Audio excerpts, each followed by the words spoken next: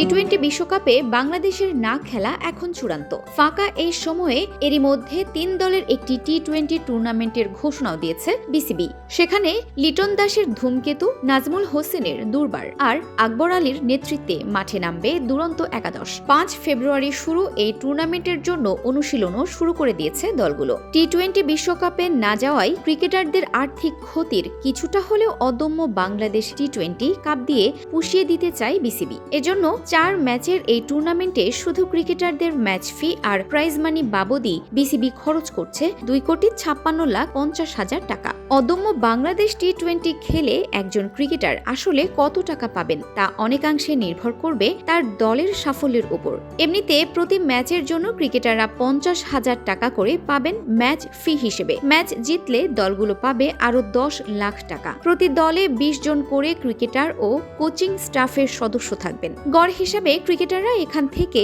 আরো ৫০,০০০ টাকা পাবেন। প্রথম পর্বের ২টি ম্যাচ জিতলে ২ লাখ টাকা করে পাবেন ক্রিকেটাররা। মূল আয়টা হবে যদি তারা চ্যাম্পিয়ন হন।